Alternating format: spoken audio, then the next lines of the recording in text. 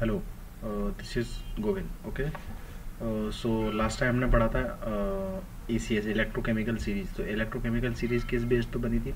वो बनी थी उनके पोटेंशियल डिफरेंस के बेस पर.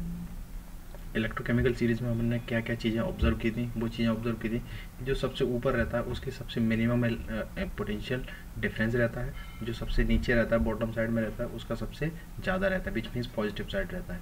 तो हाइड्रोजन का जीरो लिया जाता है विथ रिस्पेक्ट टू हाइड्रोजन, आप सभी को कैलकुलेट करते हैं. ओके, तो अब हम देखते हैं application of ECS which means electrochemical series की एप्लीकेशंस. तो पहली एप्लीकेशन तो यही है इसकी कि ये आपको बताता है, ये आपको डिनोट करता है कि टॉप टू बॉटम जाने पर इसकी रिड्यूसिंग पावर और ऑक्सीडाइजिंग पावर पर क्या डिफरेंस पड़ेगा. So top to bottom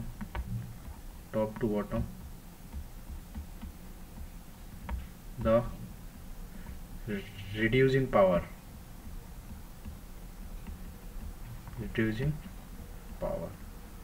decreases, which means oxidising power increase हो रही होगी, reducing power decreases, or I can say that, or oxidizing power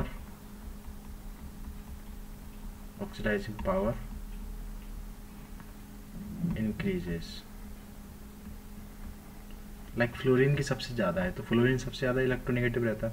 जब कोई इलेक्ट्रोनेगेटिव बहुत ज़्यादा है तो अपनी तरफ इलेक्ट्रॉन खींचेगा वो, तो ऑब्वियस सी बात है इलेक्ट्रॉन खींचेगा तो वो क्या करेगा, अपने आप को रिड्यूस करेगा. जब इलेक्ट्रॉन गेन ऑफ इलेक्ट्रॉन होता है तो इसका मतलब क्या होता है, अपने आप को रिड्यूस करना. ठीक है, लॉस होता है तो उसको बोलते हैं ऑक्सीडेशन.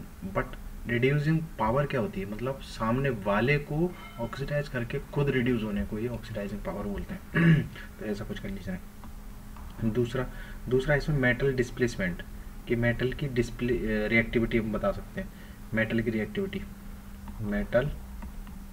रिएक्टिविटी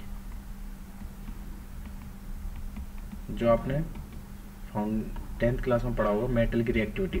तो मेटल की रिएक्टिविटी होती क्या, जो अपर साइड होगा वो नीचे वाले को, ऐसा बोल सकते हैं, जो टॉप साइड में मेटल्स होंगे वो बॉटम साइड वाले मेटल्स को डिस्प्लेस कर देंगे. क्यों? टॉप साइड वालों के पास एक रिएक्टिविटी का नेचर है वो बहुत ज़्यादा है. लाइक अगर मैं बात करूँ, जैसे मैंने अगर बात की MgSO4, अगर इसको मैं डिज़ोल्व कर दूं सोडियम के साथ, वैसे करना तो नहीं चाहिए पर सोडियम के साथ अगर डिज़ोल्व किया तो ये क्या करेगा, तो ये सोडियम बहुत ज़्यादा electronegative as compare to sodium बहुत ज़्यादा रिएक्टिव है.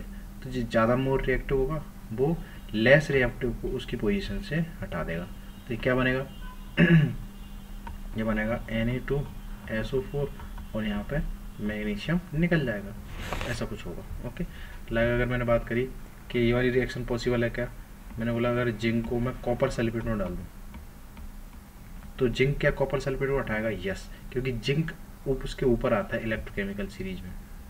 तो जिंक क्या करेगा, इसको हटा देगा, क्या बनाएगा, जिंक सल्फेट, और साथ ही साथ कॉपर को हटा देगा, उसका PPT बन जाएगा सॉलिड फॉर्म में. पर अगर इसको मैं रिवर्स देखूँ, लाइक अगर मैंने कॉपर को जिंक सल्फेट में डाला तो क्या ये रिएक्शन हो पाएगी क्या? तो आप बोलोगे बिल्कुल नहीं. रीज़न है, जो लेस रिएक्टिव है ना वो फ्री स्टेट में ऑलरेडी है, और जो मोर है वो नहीं होगा. तो विच मीन्स जिंक को अगर कॉपर सल्फेट में डाला जाएगा तो ये ओनली फॉरवर्ड दिखाएगा, आपको वन डायरेक्शनल होगा, रिवर्सिबल पॉसिबल नहीं है इस वाले केस. ठीक है, सेकंड हो गया. अब थर्ड देखते हैं. थर्ड होगी इसकी स्टेबिलिटी, रिएक्टिविटी.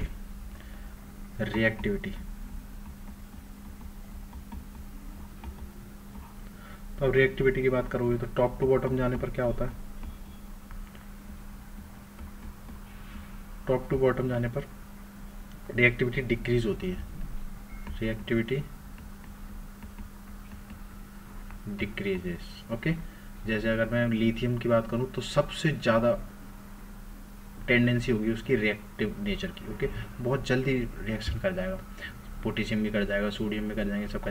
अगर मैं नीचे की साइड आते जाऊँ, जैसे प्लेटिनम हुआ, गोल्ड हुआ, फ्लोरीन हुआ, क्लोरीन हुआ, ये सभी क्या है, कब रिएक्टिव नेचर की रहेगी. अगर सिर्फ मेटल की बात की जाए, नॉन मेटल सबको मिला के बात की जाए तो फिर वो अलग बात हो जाएगी. ठीक है, फोर्थ पॉइंट. अब फोर्थ पॉइंट आएगा अपना थर्मल की स्टेबिलिटी. इनकी थर्मल स्टेबिलिटी कैसी रहेगी, thermal stability of oxides, which means अगर मैं एल्यूमिनियम के ऑक्साइड की बात करूं या मैग्नीशियम के ऑक्साइड की बात करूं, कैल्शियम के ऑक्साइड की बात करूं, तो इनके ऑक्साइड की स्टेबिलिटी कैसी रहेगी अगर इनको मैं हीट करूंगा, तो कौन जल्दी ब्रेक होगा, कौन जल्दी रिएक्टिव नेचर रहेगा, ये सब अपन इससे पता कर सकते हैं। तो लाइकवाइज तो इसमें क्या होगा, टॉप टू बॉटम जाने पर, टॉप टू बॉटम जाने पर thermal stability of oxides decrease होती है, thermal stability of oxides.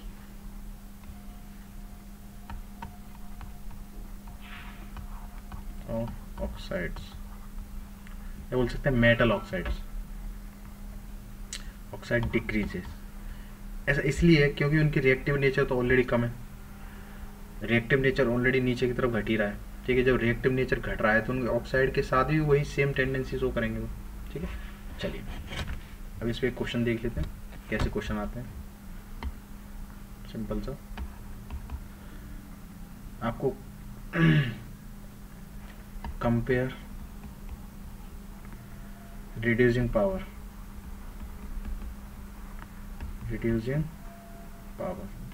of given elements।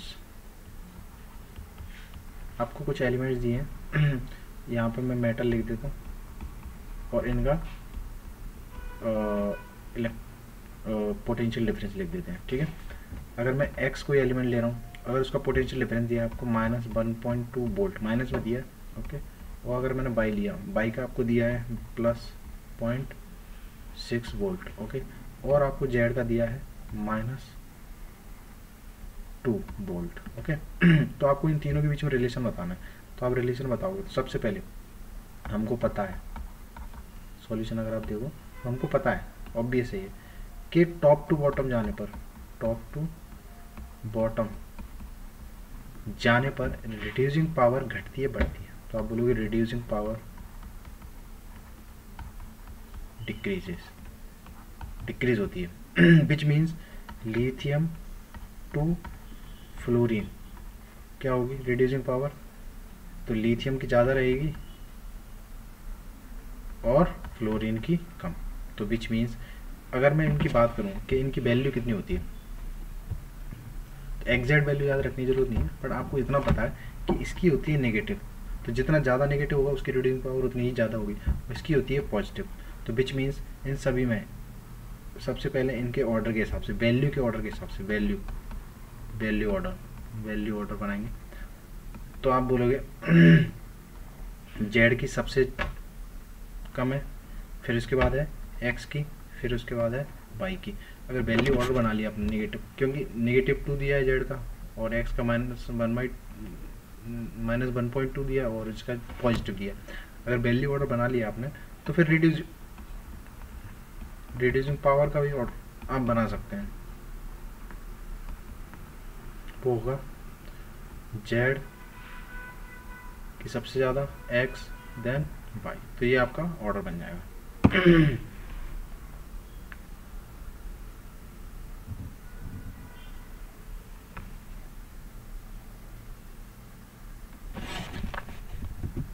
चलिए अब नेक्स्ट क्वेश्चन लेते हैं कि कौन सबसे ज़्यादा ऑक्सीडाइजिंग एजेंट होगा, कौन सबसे कम होगा, कौन बहुत अच्छा रिड्यूसिंग एजेंट होगा, ये सब चीज़ें मैंने देखनी है, ठीक है।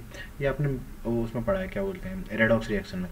तो रेडॉक्स रिएक्शन में अगर आपने ऑब्जर्व किया हो तो ये चीज़ आपने देखी हो कि जैसे लाइक अगर मैं एग्जांपल लूँ कि रिड्यूसिंग एजेंट क्या होते हैं और ऑक्सीडाइजिंग एजेंट क्या होते हैं, ओके। अगर मैं इन्हीं की बात करूँ तो लाइक अगर मैंने एक बेसिक एग्जांपल लिया, लाइक H2 + O2 को किया, ठीक है। तो यहाँ पे क्या बना दूँगा मैं H2O, साथ ही साथ में एक H2O2 और बना देता हूँ, बैलेंस अपन बाद में कर लेंगे, ठीक है। तो यहाँ पे हम देखते हैं कौन रिड्यूसिंग एजेंट है और कौन ऑक्सीडाइजिंग एजेंट है, विच मीन कौन एज ए बिहेव, कौन ऑक्सीडाइज हो रहा है और कौन रिड्यूस हो रहा है, ठीक है।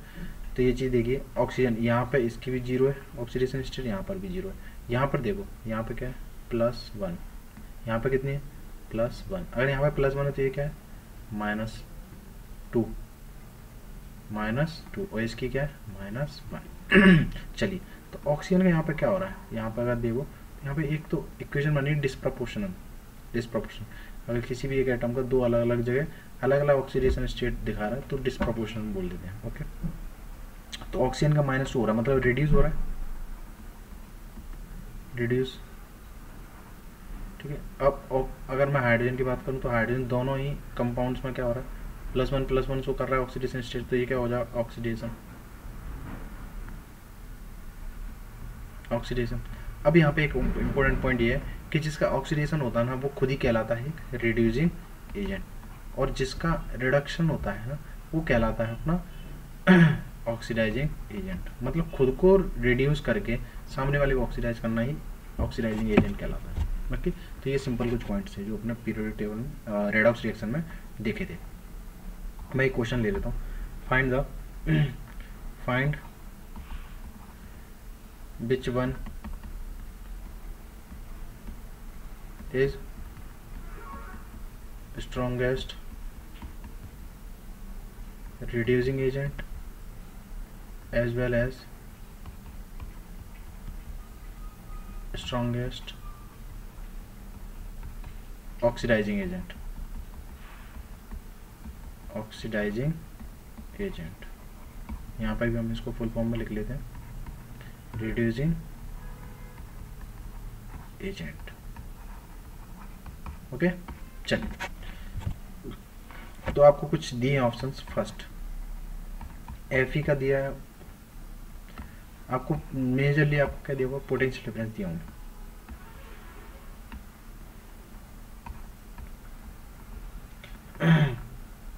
Potential difference of F2 F negative. Okay, इसका रिडक्शन हो रहा है, ध्यान से देखो, 0 से -1 हो रहा है, तो रिड्यूसिंग दिया है, तो रिड्यूसिंग दिया है सभी का आपको या तो रिड्यूसिंग लेना है या ऑक्सीडेशन लेना है, पर सेम लेना है, सेम कंडीशन में लेना है। पॉजिटिव 2.85 सेकेंड, फिर आपको दिया है Cl2 का स्टैंड। ओके, ये कितना दिया वैल्यू, ये दिया है +1.36 वोल्ट 3। अगर मैं ब्रोमीन की बात करूं तो ब्रोमीन का भी दिया है Br2 Br नेगेटिव, ये कितना दिया आपको, ये दिया है +1.06 अच्छा, इनका निकाला किसकी रिस्पेक्ट, SHA की रिस्पेक्ट में निकाला, ये हमने लास्ट लेक्चर में डिस्कस किया था।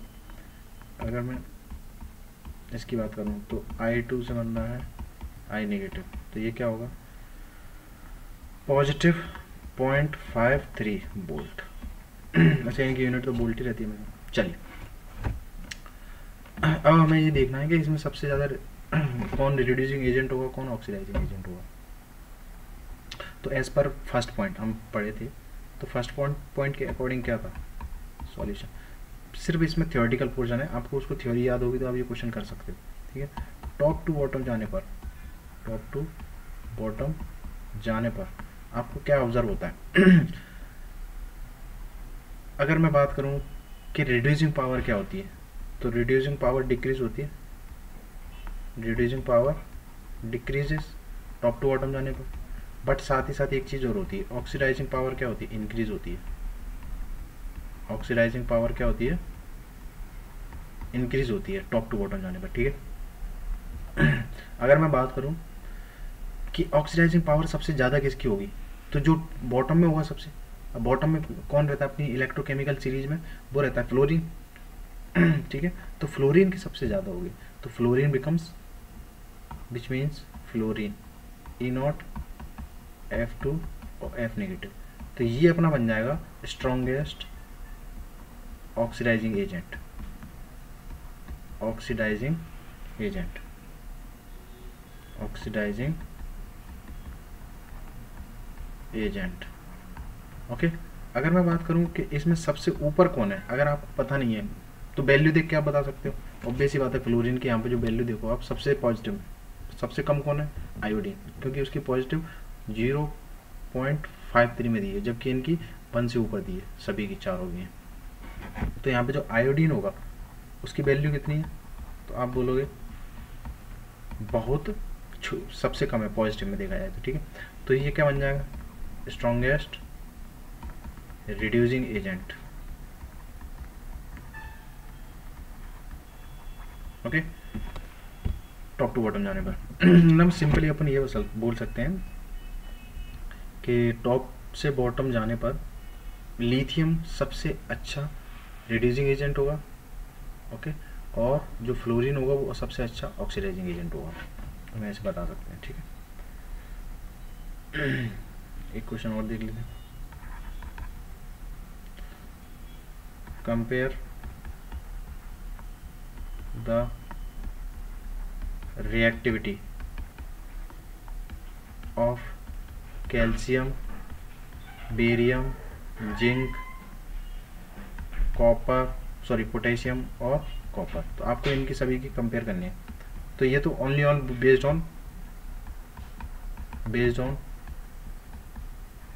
Based on ECS, electrochemical series. अगर आपको याद हो तो आप कर सकते हो आराम से, ठीक है। तो सबसे पहले कौन आता है, तो ECS में बेरियम सबसे ऊपर आता है, क्यों लेके 12 सरदार का नाम, तो barium electrochemical series order, okay. तो बेरियम, फिर कैल्शियम, देन आएगा आपका जिंक, पोटेशियम, पोटेशियम सबसे ऊपर आता है, ठीक है। कैल्शियम, फिर आएगा आपका जिंक, आई थिंक सभी हो गए, कॉपर रह गया, कॉपर तो सबसे नीचे रहता है, ओके। तो ये ECS का ऑर्डर है। अब ये होता है रिएक्टिविटी के साथ क्या होता है, रिएक्टिविटी डिक्रीज होती थी, तो रिएक्टिविटी along the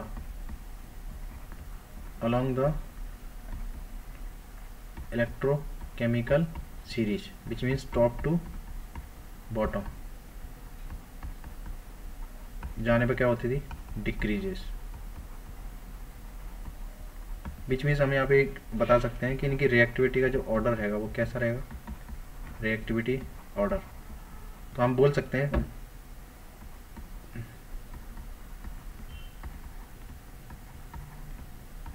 सबसे ज़्यादा रिएक्टिव रहेगा अपना सोडियम, फिर बेरियम, फिर कैल्शियम, फिर जिंक। तो ये अपना ऑर्डर बन जाएगा, जो ऑप्शन होगा बेटर वही अपना चूज हो जाएगा, ओके। चलिए अब हम नेक्स्ट टॉपिक बढ़ते हैं, जो कि सबसे इम्पोर्टेंट है, नर्स इक्वेशन। जो सबसे ज़्यादा न्यूमेरिकल आते हैं वो इसी पोर्शन से आते हैं, ठीक है।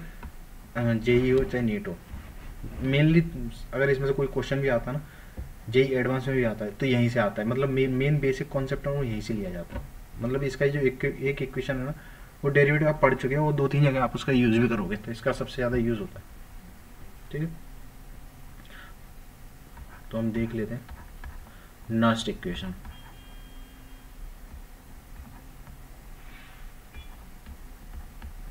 नर्स्ट इक्वेशन, चलिए। तो नर्स्ट इक्वेशन ये नर्स्ट इक्वेशन इंट्रोड्यूस क्यों हुई, तो ये इंट्रोड्यूस इसलिए हुई क्योंकि हमको EMF कैलकुलेट करना था, फॉर कैलकुलेशन ऑफ EMF। अब EMF क्या होता है, तो ये था इलेक्ट्रोमोटिव फोर्स, जो आप फिजिक्स में पढ़ते हो, ठीक है। तो इलेक्ट्रोमोटिव फोर्स कैलकुलेट करने के लिए आप इसका यूज करते हो, ठीक है। किसका इलेक्ट्रोमोटिव फोर्स आप निकालते हो, तो आप निकालते हो किसी भी सेल का, जो आपको सेल दिया है, विच मीन्स आप उसका पोटेंशियल डिफरेंस निकाल लो, सिंपल सा, बाय यूजिंग देयर कॉन्सेंट्रेशन, ठीक है। अगर कोई इक्वेशन दी है आपको, इक्विलिब्रियम में है, चलो कोई मान लो अगर कोई रिएक्शन चल रही है, ठीक है, अगर वो इक्विलिब्रियम में, सब कुछ हो गया, इक्विलिब्रियम एस्टेब्लिश हो गया, सब कुछ हो गया, तब उसमें जो फ्लो ऑफ इलेक्ट्रिसिटी होगा वो भी कांस्टेंट ही रहेगा, बट वो कांस्टेंट को निकालने के लिए अपन यूज़ करेंगे नर्स्ट इक्वेशन का। इससे पहले हम क्या कर रहे थे, अपन डायरेक्ट निकाल लेते by their potential difference, Daniell cell हुआ लाइक, और अपन कुछ क्वेश्चन भी किए थे, बट नर्स्ट इक्वेशन आप बाय यूजिंग देयर कॉन्सेंट्रेशन आप निकाल सकते हो, ठीक है। तो इसको अपन डिफाइन कर लेते हैं, होता क्या है Nernst equation. Nernst equation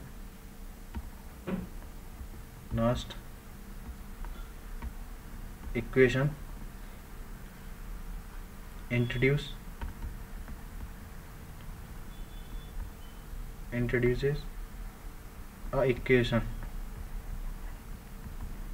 by which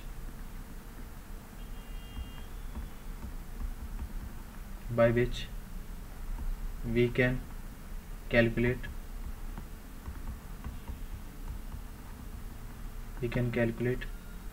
EMF, जिसको हम बोलते हैं electromotive motive force,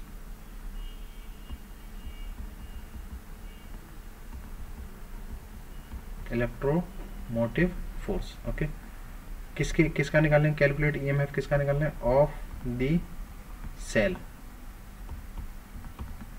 okay, for given, question में गिवन ही होगा या फिर नहीं होगा तो कैलकुलेट करने के लिए देगा, for given concentration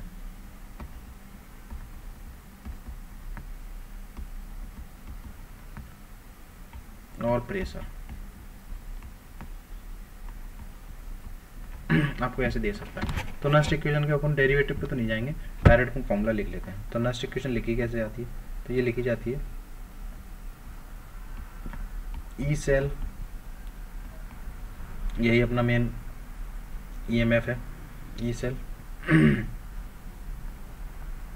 standard reduction potential of that cell, okay, minus 2.303 RT upon NF log Q, base रहता है इसका 10। तो ये हमारी एक इक्वेशन है जो सबसे इम्पोर्टेंट है। ओके, यहाँ पे एक एक चीज़ को हम डिफाइन कर देते हैं कौन क्या है। तो बाकी चीज़ें तो आपको पता ही है बेसिकली, जैसे R क्या होता है, तो R तो सभी को पता है, वेयर R आपको पता ही क्या होता है, universal gas constant. Okay, T क्या होता है, T तो टेम्परेचर है, temperature in kelvin. Okay, N आपको पता ही ये होते हैं मोल, और F आपको पता ही होता है फैराडे की वैल्यू, फैराडेज, जो अपने आगे आएगा फैराडेज की इक्वेशन जब हम पढ़ेंगे, फैराडेज कांस्टेंट जिसकी वैल्यू होती है 96500 कूलम। ओके, कूलम यूनिट होती है इसकी, मोल की तो आपको पता ही, मोल को एक यूनिट है। ठीक है, बाकी चीज़ हम देख लेते हैं। क्यू आपको पता ही, ये आप केमिकल इक्विलिब्रियम अगर आपने पढ़ा है तो रिएक्शन कोशेंट आपने अगर देखा हो तो वहाँ तो रिएक्शन कोशेंट आप किसी भी टाइम पर एक सॉल्यूशन के लिए निकाल सकते हो। लाइक वो रिएक्शन अगर चल रही है, लाइक अगर एक रिएक्शन आप देख रहे हो प्रोसीड हो रही है, फॉरवर्ड टू बैकवर्ड जा रही है, ठीक है, वो इक्विलिब्रियम भी एस्टेब्लिश हो गया, बट मेरे को इक्विलिब्रियम पे नहीं निकालना है, उसका इक्विलिब्रियम कांस्टेंट मेरे को पता है, बट मेरे को इक्विलिब्रियम में निकालना है। या तो आप फॉरवर्ड में निकाल सकते हो, बैकवर्ड में निकाल सकते हो, रिएक्शन कोशेंट आप कभी भी निकाल सकते हो, बट इक्विलिब्रियम कांस्टेंट जो होता है के, जो आपने पढ़ा है, वो सिर्फ और सिर्फ तब निकालोगे जब इक्विलिब्रियम एस्टेब्लिश हो जाएगा। पर क्यू को ऐसी जरूरत नहीं है, क्यू आप कभी भी निकाल सकते हो, चाहे फॉरवर्ड में डायरेक्शन में निकाल सकते हो, चाहे बैकवर्ड डायरेक्शन में निकाल सकते हो। मतलब इक्विलिब्रियम एस्टेब्लिश होने के पहले निकाल सकते हो, इक्विलिब्रियम एस्टेब्लिश होने के बाद में निकाल सकते हो। ओके, चलिए, तो ये होता है अपना reaction quotient.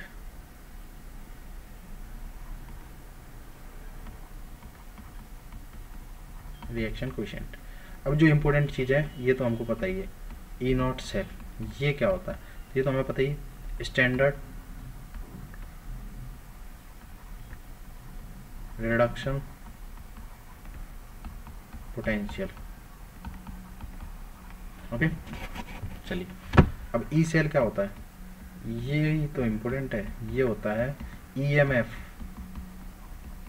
EMF of cell at given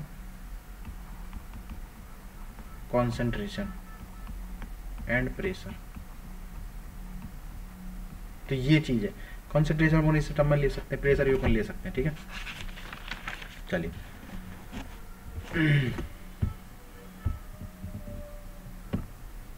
तो ये अपनी मेन इक्वेशन होगी। अब इसको डिराइव कैसे करते हैं वो अपन एक देख लेते हैं, इसका डेरिवेटिव कि निकलता कैसे है। ठीक है, मान लिया अगर कोई एक इक्वेशन दी है अपन को, अल्फा ए प्लस बीटा बी से बन रहा है डेल्टा गामा सी और डेल्टा डी, ये हमको दिया। ठीक है, तो इसका रिएक्शन क्वेश्चन क्या होगा, तो आप निकालोगे सर प्रोडक्ट अपॉन रिएक्टेंट और उनके रिस्पेक्टिव स्टोइकोमेट्रिक कोएफिशिएंट की पावर, तो ये हम निकालते हैं। ओके, चलिए, अगर यहाँ पे मैं मान लूँ, अज्यूम कर लूँ कि जो ये दिया है, ये दिया अपना सॉलिड में, और ये बी दिया है, ये दिया एक्वस में, और बाकी ये भी एक्वस में दिया है और ये भी एक्वस में दिया है। तो हमको पता है जो एक्टिव मास होता है सॉलिड का वो अपन 1 लेके चलते हैं, ठीक है। अगर उसकी रिस्पेक्ट में लिक्विड दिया है तो उसको हम ऑब्जर्व करेंगे, अगर उसकी रिस्पेक्ट में गैस दिया है तो फिर गैस का ही लेके चलेंगे, एक्टिव मास लिक्विड और सॉलिड का अपन 1 मान के चलेंगे। तो ये हमने केमिकल इक्विलिब्रियम में देखा है, ठीक है, जब हम पढ़ रहे थे तो, ठीक है। चलिए, तो यहाँ पर क्या होगा, सी की कॉन्सेंट्रेशन की पावर गामा और डी की कॉन्सेंट्रेशन की पावर डेल्टा अपॉन बी की कॉन्सेंट्रेशन की पावर बीटा, बीटा, ओके। तो ये हमारा क्या हो जाएगा, रिएक्शन क्वोशिएंट आएगा। इसको अपन वैल्यू को पुट कर देंगे किसमें, ई सेल में, तब आपको पता चलेगा कि ये होता क्या है। ई सेल में आप इसको वैल्यू को पुट करोगे, विच मीन्स इसको आप वैल्यू को पुट करना है आपको इस वाले इक्वेशन में, जो हमने इक्वेशन ऊपर लिखी है। यहाँ पर रिएक्शन क्वोशिएंट की जगह क्यों की है ये लिखना है, ठीक है। लाइक हम एक क्वेश्चन ले लेते हैं, डायरेक्ट क्वेश्चन समझते हैं, डेरिवेटिव तो हम बाद में देख लेंगे। क्वेश्चन, अगर मैं किसी क्वेश्चन की बात करूं तो क्वेश्चन में हम कैसे इसको निकालेंगे, कैलकुलेट कैसे करेंगे, तो find electromotive force of cell, मतलब कुल मिला के वो क्या पूछना चाह रहा है आपसे, ई सेल पूछ रहा है, ना कि ई नॉट सेल, ओके। अगर आपको सेल रिप्रेजेंटेशन दिया है, cell representation to cell reaction लिखना हमको आता ही है, नेट सेल रिएक्शन 2+। अब बताओ इसमें आप अगर देख के बताओ, तो अगर मैं पूछूं आपसे तो इसमें ध्यान से देखो, जो मैग्नीशियम है लेफ्ट साइड वो क्या है अपना, एक इलेक्ट्रोड है और उसके सॉल्यूशन कौन सा है, मैग्नीशियम सल्फेट हो सकता है, मैग्नीशियम कुछ भी हो सकता है, पर मैग्नीशियम 2 पॉजिटिव अवेलेबल है। कॉन्सेंट्रेशन क्या दी है, 1 मोलर, इसकी भी 1 मोलर, ठीक है।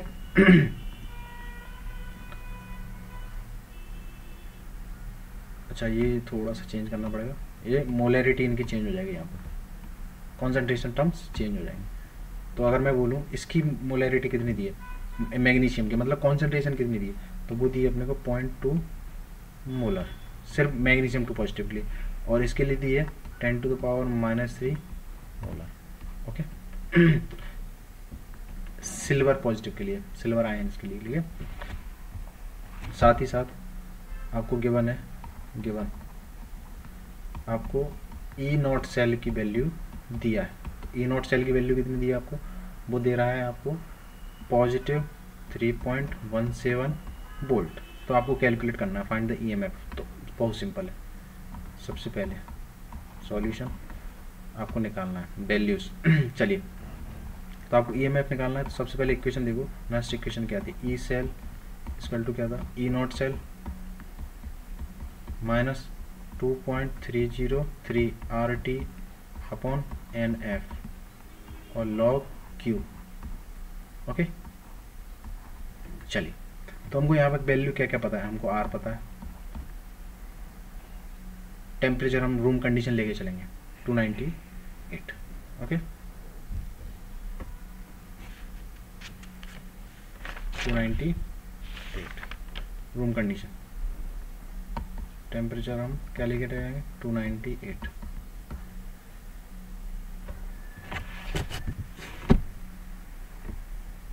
चलिए,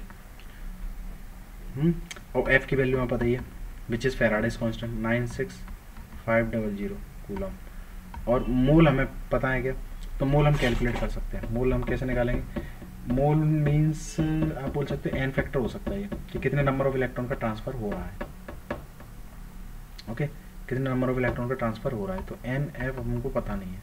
साथ ही साथ क्यू पता है कि हमको, क्यू भी नहीं पता, बस ये चीज़ 2 वैल्यू निकालनी है।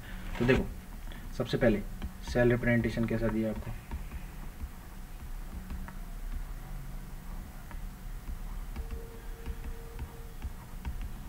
चलिए सेल रिप्रेजेंटेशन दिया है तो आपको इसकी सेल रिएक्शन लिख सकते हो, हाँ, तो मैग्नीशियम प्लस Ag पॉजिटिव, ये क्या दे रहे हैं, मैग्नीशियम 2 पॉजिटिव और Ag। चलिए, यहाँ पर अगर मैं पूछूं मैग्नीशियम का एन फैक्टर मतलब कितने नंबर ऑफ इलेक्ट्रॉन ट्रांसफर हो रहे हैं, तो 2, क्योंकि यहाँ पे 0 ऑक्सीडेशन स्टेट है, यहाँ पे कितनी है 2, तो 2 माइनस 0 कितना होगा 2, एटम्स कितने दिए हैं 1, तो इसकी हो जाएगी 2, ओके।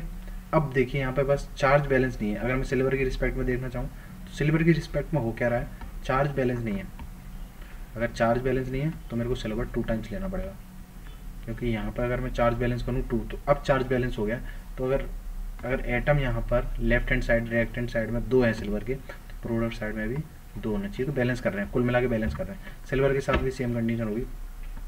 सिल्वर भी आपको कितना देगा, 2।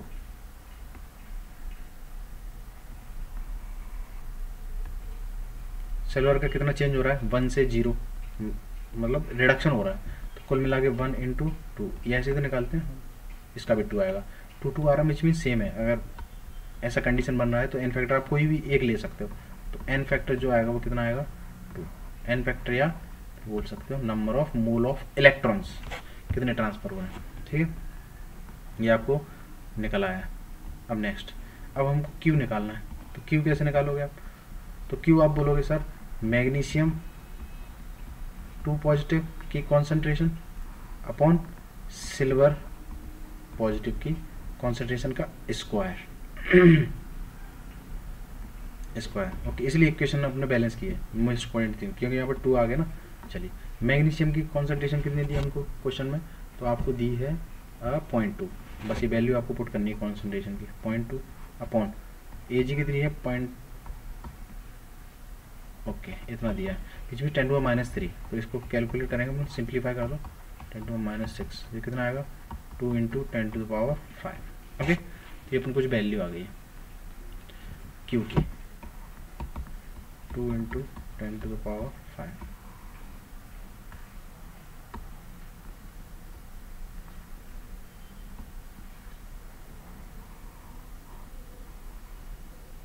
चलिए, ये वैल्यू आ गई अपने।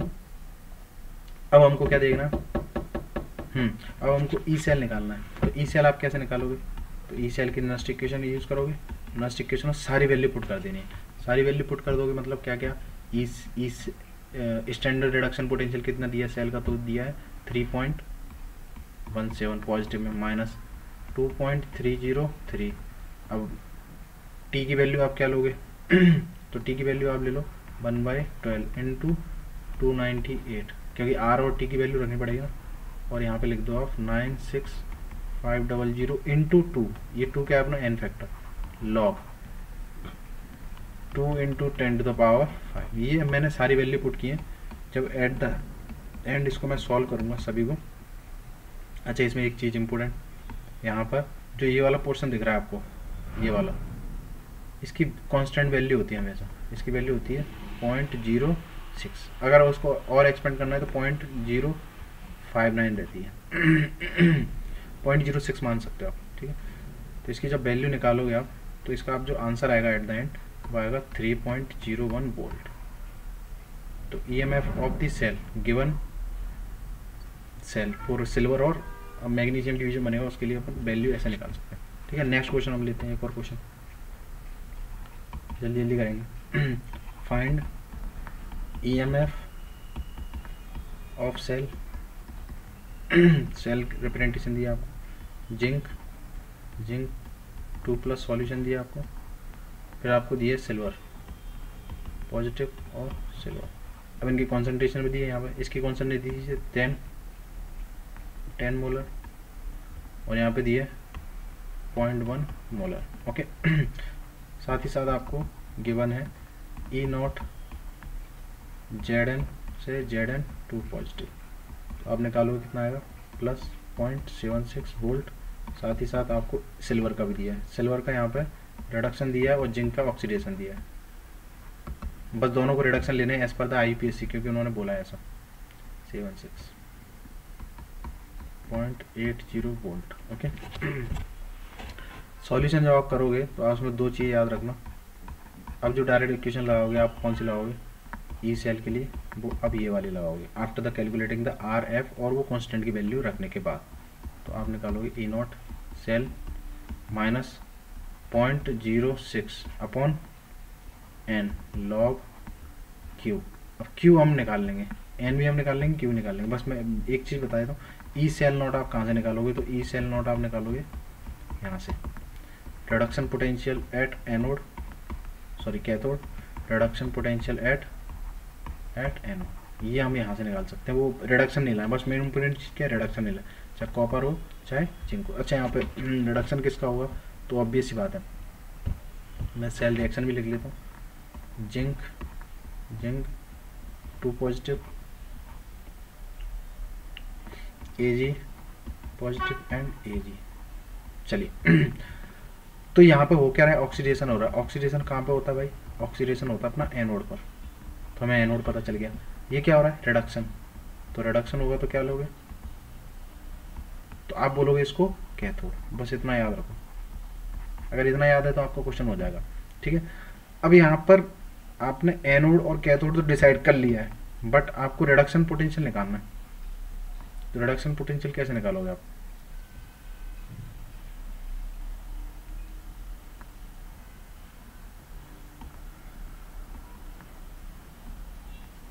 चलिए रिडक्शन पोटेंशियल आपको निकालना है। तो रिडक्शन पोटेंशियल यहाँ पे जो लोगे जिंक का, यहाँ पे ऑक्सीडाइजिंग पोटेंशियल दिया है आपको, यहाँ पे देखो ऑक्सीडेशन पोटेंशियल दिया है, तो इसको नेगेटिव कर देना और ये पॉजिटिव रहेगा, क्योंकि रिडक्शन पोटेंशियल डायरेक्टली आपको दिया है।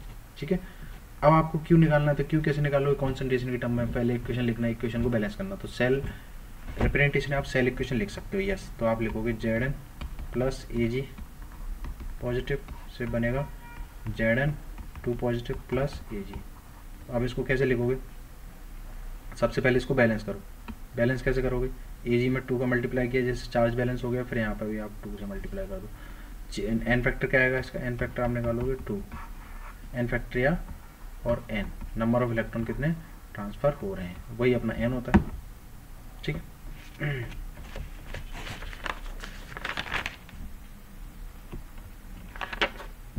जो मोल दिए थे ना, वो थोड़ा सा करेक्शन है। करेक्शन ये है कि जो आपको जो मोल दिए थे ना, इसकी जगह ये लिखना है number of electron transfer in reaction, number of electrons involve in reaction.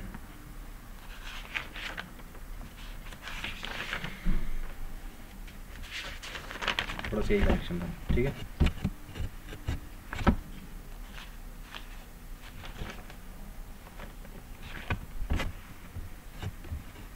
चलिए, तो इसको हम कैलकुलेट कर लेंगे। यहाँ से एन फैक्टर निकल आएगा, साथ ही साथ अपन को यहाँ पर क्यू निकालना है। तो क्यू कैसे निकालोगे, जिंक 2 पॉजिटिव की कॉन्सेंट्रेशन अपॉन Ag पॉजिटिव की कॉन्सेंट्रेशन का स्क्वायर। ओके, यहाँ से क्यू निकल आएगा, सारी वैल्यू आप पुट करोगे नेक्स्ट इक्वेशन में, आपको at the end of the answer मिल जाएगा। ठीक है, अब आगे बढ़ते हैं।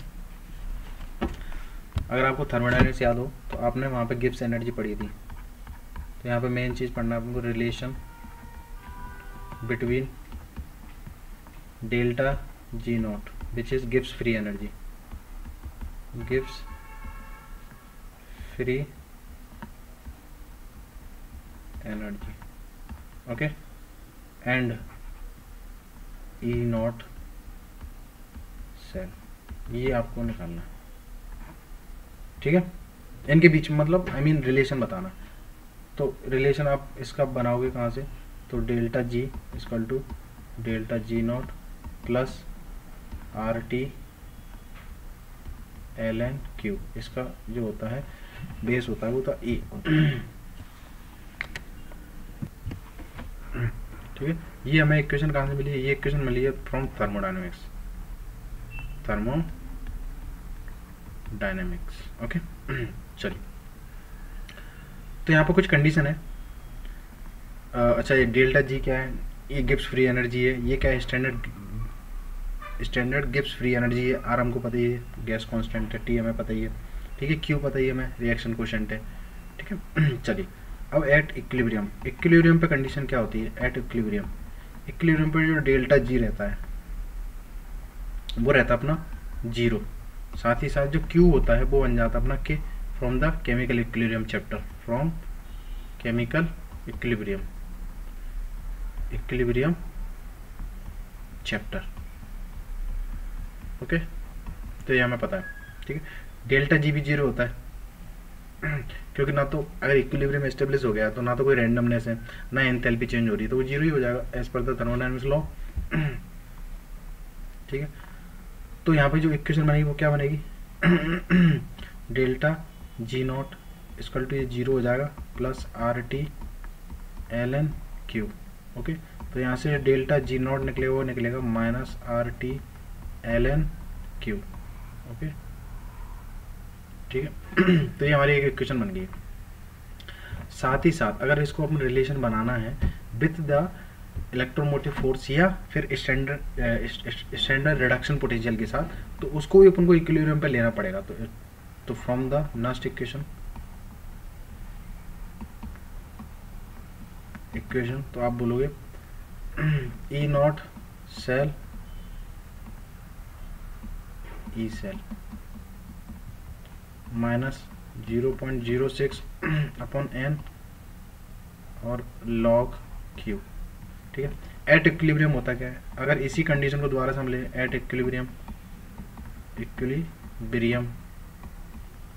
तो एट इक्विलिब्रियम पे क्या होगा, ई सेल जो इलेक्ट्रोमोटिव फोर्स का जो रिडक्शन पोटेंशियल आप निकालोगे वो जीरो हो जाएगा, क्योंकि इक्विलिब्रियम पे कोई भी चेंज नहीं होता। ठीक है। बट पर्टिकुलर का तो रहेगा ना, तो स्टैंडर्ड तो आप देख सकते हो। साथ ही साथ जो क्यू होता है रिएक्शन कोएफिशिएंट वो अपना के बन जाता है। ठीक है। तो अब इन दोनों को वैल्यू को यहाँ पुट कर दो, तो आपकी वैल्यू जो आएगी वो क्या आएगी, E cell equal to 0 minus 0.06 upon n log Q.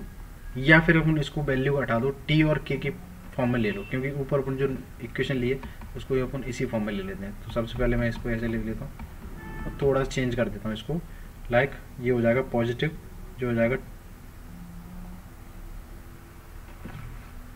2.303 RT upon NF और log Q। इसको एक फॉर्म में और लिख सकते हैं हम, लॉग को अगर आपको हटाना है ln की फॉर्म में लाना है, मतलब बेस ई लाना है, तो 2.303 के साथ मल्टीप्लाई कर दो। तो यहाँ पे क्या होगा, ये वाला पोर्शन मैं मार्क कर रहा हूँ, ये वाला पोर्शन और ये वाला पोर्शन दोनों को अगर एक साथ लिखोगे तो यहाँ पे आ जाएगा अपना ln। क्या आ जाएगा, ln बेस ई ना, लॉगरिथम बेस ई। तो क्या हो जाएगा अपना RT अपॉन NF, यहाँ पे हो जाएगा ln के। क्यू की जगह क्या कर रखना था उनको, के। एट इक्विलिब्रियम ले रहे हैं ना, तो क्यू की जगह अपना क्या आएगा, के। ठीक है, के। तो हमारा जो ई नॉट सेल बना है क्या बना है, RT अपॉन NF ln के।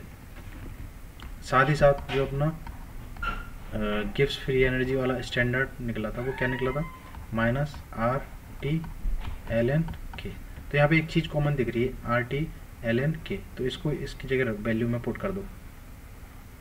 ठीक है। तो क्या आएगा, E naught cell equal to RT ln के, इसको एक साथ ले लिया और 1/NF इसको अलग कर दिया। तो ये वाली जो चीज़ है, ये वाली अपनी गिब्स फ्री एनर्जी स्टैंडर्ड वाली कंडीशन बन रही है।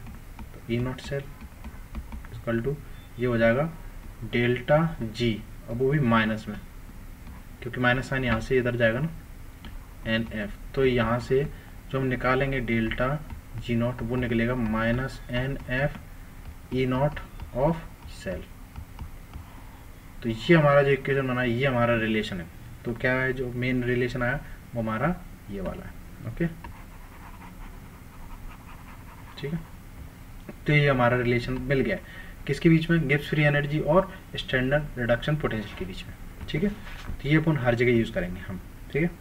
एन कह दिया है, एन यहाँ पे नंबर ऑफ इलेक्ट्रॉन इन्वॉल्व, मतलब नंबर ऑफ इलेक्ट्रॉन कितने पार्टिसिपेट कर रहे हैं उस रिएक्शन में। एफ क्या है हमको, एफ हमको पता ही है, एफ होता है अपना फैराडे कांस्टेंट, जिसकी वैल्यू 96500 कूलम्स होती है। ई नॉट सेल हमें पता है, डेल्टा जी नॉट भी हमें पता है।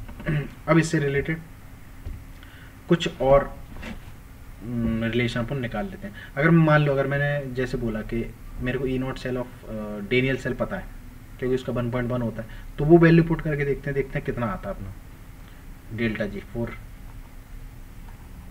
For Daniell cell. अगर मैं डेनियल सेल की बात करूँ स्पेशली यहाँ पर, तो डेनियल सेल के लिए अगर मैं निकालने की वैल्यू तो क्या आएगा, delta G not equal to minus n into F और ए नॉट ऑफ सेल। अब डेनियल सेल था किसके बीच में, वो था जिंक और कॉपर के बीच में। कन्वर्ट किस में हो रहा था, जिंक 2 पॉजिटिव और कॉपर के बीच में। तो यहाँ पर जो एन फैक्टर आप देखोगे, नंबर ऑफ इलेक्ट्रॉन कितने इन्वॉल्व हो रहे हैं, चेंज कितने हो रहे हैं, तो होंगे 2।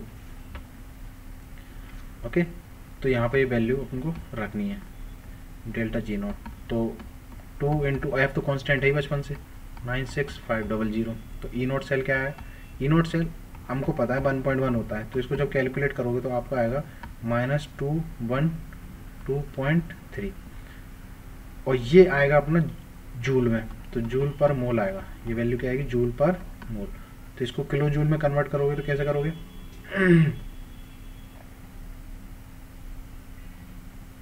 अच्छा ये किलो जूल में आएगा, सॉरी, जब इसको कैलकुलेट करोगे तो अपना आएगा -212.300 जूल पर मोल। किलो जूल में कन्वर्ट कर दिया इसको डायरेक्ट, ठीक है, तो ऐसे हम बोल सकते हैं। चलिए, तो डेनियल सेल के लिए जो डेल्टा जी वो कितना है, डेल्टा जी कितना है for Daniell cell, for Daniell cell वो कितना है -212.3 किलो जूल पर मोल, ये वैल्यू आ गया। ओके, चलिए, अब वर्क डन भी इतना ही रहेगा क्योंकि इंटरनल एनर्जी कोई चेंज ही नहीं हो रही है, ठीक है। तो as per the first law क्या बोलता है, change in internal energy is Q plus W. Okay, अगर चेंज इन इंटरनल एनर्जी अगर जीरो है एट इक्विलिब्रियम तो ये हो जाएगा, तो क्यू क्या आ जाएगा अपना -डब्ल्यू। ओके सॉरी, इसके बेट आई थिंक मैंने कुछ यहाँ पर गड़बड़ की है, ये यहाँ पे फर्स्ट लॉ नहीं लगेगा, यहाँ फर्स्ट लॉ नहीं आएगा फर्स्ट लॉ कहाँ से आ गया, यहाँ फर्स्ट लॉ नहीं आएगा, ठीक है। चलिए, तो ये हमारा आ गया। साथ ही साथ एट इक्विलिब्रियम हमने एक इक्वेशन जस्ट अभी पढ़ी है ऊपर, delta G equal to delta G not plus R T L N K. तो यहाँ पर एट इक्विलिब्रियम डेल्टा जी क्या हो जाएगा 0, तो यहाँ से डेल्टा जी नॉट क्या आएगा, तो ये आएगा -RT के। अब डेल्टा जी नॉट हमें पता ही है, ये कितना है -212.3 किलो जूल पर मोल, और आर की वैल्यू आप रखोगे तो क्या रखोगे, अब 25/3 रखोगे क्योंकि किलो जूल में लिया ना, तो जो आर की वैल्यू होती है इन जूल 25/3 होती है, ठीक है, जूल में जब लेते हो, ठीक है। साथ ही साथ जूल पर केल्विन, ठीक है, 25/3 इंटू 300। अगर आपको इसको किलो जूल, ये जूल में दिया है, ठीक है, और एल एन के हम निकाल लेंगे अभी। चलिए इसको कैलकुलेट करते हैं, इसको किलो जूल को पहले जूल में कन्वर्ट करो, माइनस माइनस हट जाएगा, ये हो जाएगा 212,300 इक्वल टू 25/3 इंटू 300 नहीं आएगा 298 आएगा I think, yes, L N K. थोड़ा सा चेंज करते हैं इसको, 300 ना हो गया, कितना होगा 298। ओके, नाउ इस सभी को पूरे को कैलकुलेट करेंगे तो आपको जो एल एन आएगा logarithmic with base E of equilibrium constant के, तो के की वैल्यू आएगी वो आएगी अपनी 37 अपॉन 2.303, सॉरी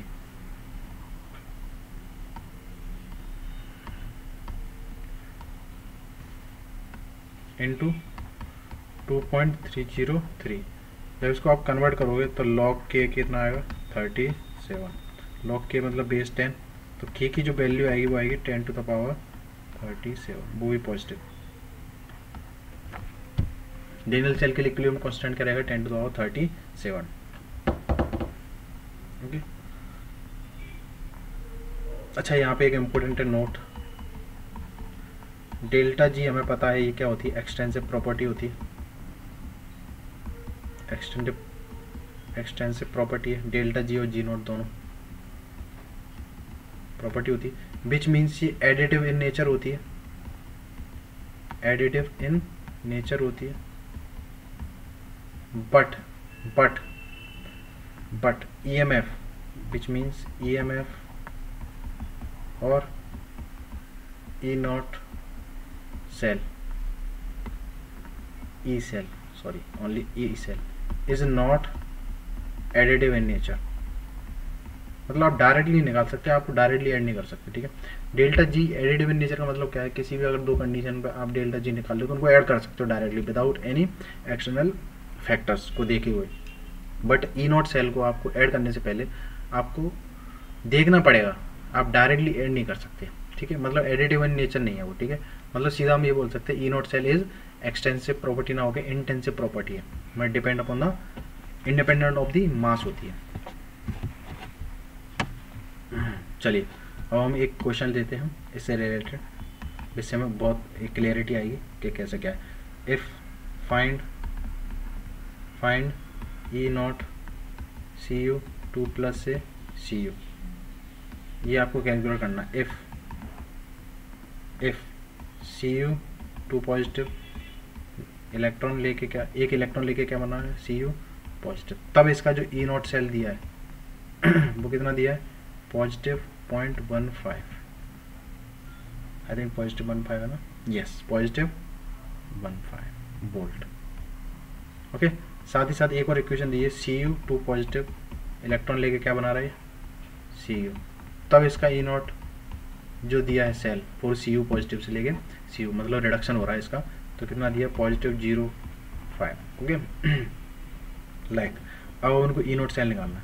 अब सबसे पहले बताओ हमारे पास क्या क्या दिया है, दो इक्वेशन दिए, अब हमें उससे कैलकुलेट करना है। तो सबसे पहले E naught cell of C U 2 positive से सी यू का जब आप निकालोगे तो आपको इक्वेशन कौन सी लगेगी, सी यू 2 पॉजिटिव 2 इलेक्ट्रॉन लेगा क्या बनाएगा सी यू, ऑब्वियस सी बात है।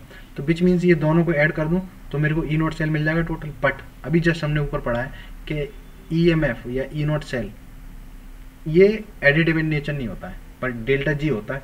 तो डेल्टा जी अगर होगा तो उसके थ्रू निकाल सकते हैं। Can't add both equation, reason क्या होगा, because of E M F is not additive in nature,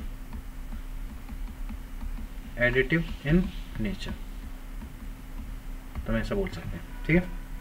इसको कैलकुलेट कैसे करेंगे, तो हम कैलकुलेट करेंगे डेल्टा जी, हमें पता है delta G not equal to होता है माइनस एन एफ, जो रिलेशन होता है उन दोनों के बीच में उसका यूज करेंगे, ठीक है। तो सबसे पहले इक्वेशन 1, फर्स्ट इक्वेशन वो हमको दी है सी प्लस एक इलेक्ट्रॉन सॉरी 2 प्लस से बन रहा है सी यू प्लस, इसका ई नॉट सेल कितना दिया है, तो कितना दिया है पॉजिटिव 0.15 वोल्ट, ओके। दूसरी इक्वेशन हमको जो दी है वो क्या दी है, सी यू पॉजिटिव एक इलेक्ट्रॉन लेके क्या बना रहा है कॉपर, इसका ही हमें ई नॉट सेल दिया है, तो ये कितना दिया है पॉजिटिव 0.5 वोल्ट, ओके। अब यहाँ पे सबसे इंपॉर्टेंट चीज़ क्या है, अगर मैं यहाँ पे लिखना चाहूँ इस यहाँ पे इलेक्ट्रॉन का ट्रांसफर कितना हो रहा है, तो यहाँ पे जो एन फैक्टर आएगा, इसके लिए मैं साइड में लिख देता हूँ, यहाँ पे जो एन फैक्टर आएगा, नंबर ऑफ इलेक्ट्रॉन ट्रांसफर कितने हो रहे हैं, तो हो रहे हैं ओनली 1। यहाँ पे नंबर ऑफ इलेक्ट्रॉन कितने इन्वॉल्व है, ओनली 1, ओके ठीक है। चलिए अगर मैं इसकी बात करूँ फाइनल इक्वेशन की, तो फाइनल इक्वेशन हमारी क्या बनेगी, जिसके लिए हमें कैलकुलेट करना है, तो फाइनल इक्वेशन आएगी जो थर्ड, वो क्या आएगी अपनी सी यू 2 पॉजिटिव 2 इलेक्ट्रॉन लेके क्या बना रहा है, जो हमें निकालना है, क्योंकि कॉपर का हमें रिडक्शन करवाना हो, कॉपर बनाना है, तो कॉपर आएगा, ठीक है। इसके लिए ई नोट सेल हमें निकालना है, ये नहीं पता है। अगर मैं इसको ई नोट सेल 1 बोल दूँ और इसको ई नोट सेल 2 बोल दूँ, तो हमें ई नोट सेल 3 निकालना है, ठीक है।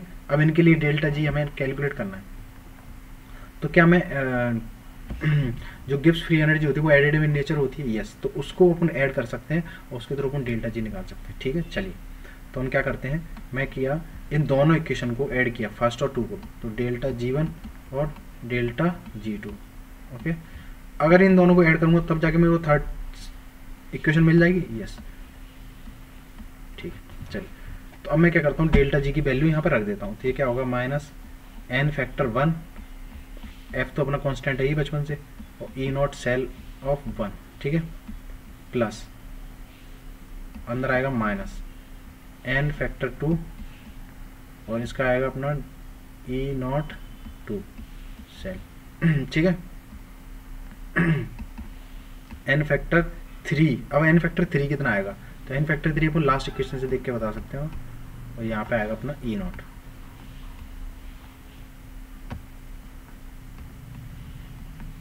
E3 हमें निकालना है, कुल मिला के हमको E3 निकालना है, लास्ट में यही तो पूछ रहा है। चलिए, तो N3 क्या आएगा, N3 मैं बता देता हूँ। यहाँ पे N3 क्या होगा, यहाँ पे n फैक्टर कितना होगा, इस वाली इक्वेशन के लिए ट्रांसफर कितने का हो रहा है, 2 इलेक्ट्रॉन्स का, तो n फैक्टर कितना हो जाएगा, 2। ठीक है, सारी वैल्यू अपन पुट करेंगे इसमें, सारी वैल्यूज पुट कर देते हैं। ये हो जाएगा -1, f से f कैंसिल आउट हो जाएगा दोनों साइड, f से f कैंसिल आउट हो जाएगा, यहाँ से भी, यहाँ से भी और यहाँ से भी। जो लास्ट में बचेगा -1 इंटू E1 कितना दिया है, ये दिया है पॉजिटिव 0.15, माइनस ये भी हो जाएगा माइनस, इसका आएगा 1 इंटू ये है 0.5, यहाँ पे कितना दिया है, ये हो जाएगा -2 इंटू ये हम उनको निकालना है E3। ठीक है, तो E3 आप निकालोगे तो कितना आएगा, तो ये दोनों जुड़ जाएंगे, ऐड हो जाएगा, माइनस से माइनस हट जाएगा, तो ये कितना हो जाएगा इधर 0.65 और इंटू 2 दिया, तो E3 कितना आएगा अपना, E3 ये आएगा 0.65 divided by 2, which gives out approximately 0.325 volt. तो हमारा जो लास्ट में जो E3 है, वो E3 है क्या, जो E3 हमने निकाला है वो है क्या, किसके बीच में रिलेशन है, जो E3 है वो अपना कुछ नहीं है, कॉपर टू पॉजिटिव चेंज हो रहा है किसमें, कॉपर में। ओके, ये कितना आएगा 0.325, और यही वैल्यू वो पूछ रहा था मुझे, तो लास्ट में हमने यही निकाला है। ठीक है, चलिए अब इसके अलावा एक क्वेश्चन और है, वो हम लिख देते हैं सिर्फ और सिर्फ होमवर्क के लिए, जो आप देखना चाहो तो देख लो। Find E0 cell for Fe 2Fe 3 positive से बन रहा है 3Fe 2 पॉजिटिव। इसको हम नेक्स्ट टर्म पे डिस्कस कर लेंगे। अगर if given cell reaction R, तो कौन कौन सी दी है सेल रिएक्शन आपको दिया है Fe2 पॉजिटिव 2 इलेक्ट्रॉन लेके बना रहा है आपको Fe, तो इसका आपको जो E सेल दिया है वो कितना दिया है, वो दिया है आपको -0.441 वोल्ट। और दूसरी इक्वेशन आपको दी है Fe3 पॉजिटिव 1 इलेक्ट्रॉन लेके बना रहा है Fe2 पॉजिटिव E0 सेल, इसका कितना दिया है, इसका दिया है आपको पॉजिटिव 0.771 वोल्ट। ओके, तो आपको ये कैलकुलेट करना है। ठीक है, एक क्वेश्चन और है। ठीक है, गिवन अगर मैं इसको नीचे इसको एक्सटेंड कर दूं तो मैं इसको नेक्स्ट टाइम कर पाऊंगा, नेक्स्ट लेक्चर में कवर अप कर पाऊंगा। ठीक है, अगर मैं यहाँ तक ले लूँ, चलिए तो यहाँ से हम ले लेते हैं, अपने ऐसा हो जाएगा, नहीं हो पाएगा तो देख लेंगे। चलो क्वेश्चन क्या है, गिवन आपको दिया है E0 Cu2 पॉजिटिव रिड्यूस हो रहा है Cu पॉजिटिव में, और इसका जो दिया है वैल्यू 0.15 वोल्ट। साथ ही साथ एक और दिया है E0 of Cu2 positive convert reduce हो रहा है Cu में 0.34 volt. Okay, find E0 for 2 Cu positive,